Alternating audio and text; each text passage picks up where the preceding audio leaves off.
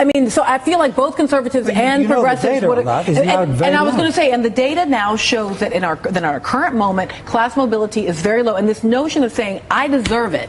What do I deserve? I just feel like from the bottom, you have to be able to say, I deserve the ability for class mobility. Which is funded by public education, by low-cost health care.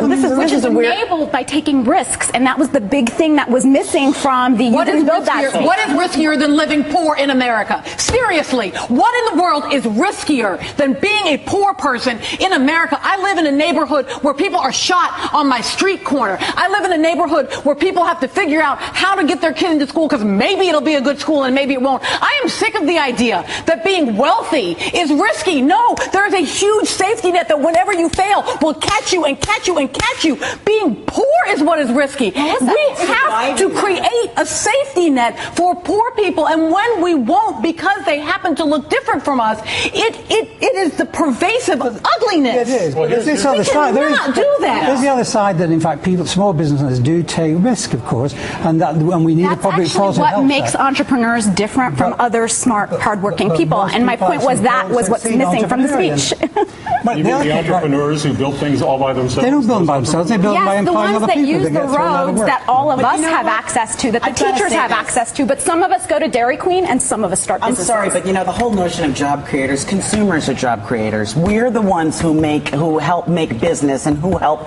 make industry. And it's very hurtful. I so agree with what you just said. There was a picture on the front page of the New York Times this Tuesday that really irked me. It was a black man that was in a shelter in New Orleans, and they showed empty beds around him, and he was laying back with his feet crossed.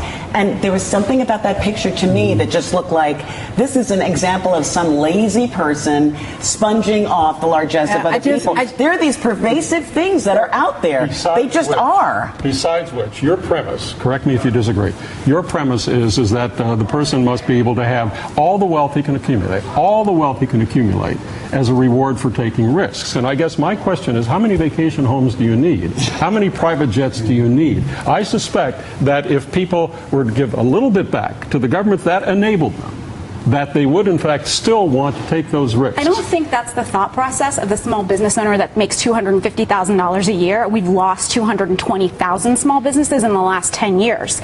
We're mixing apples and oranges. We're talking about people that are super wealthy and putting the policies that should affect them on real people who are just trying. You're right. Small business is different than being capital.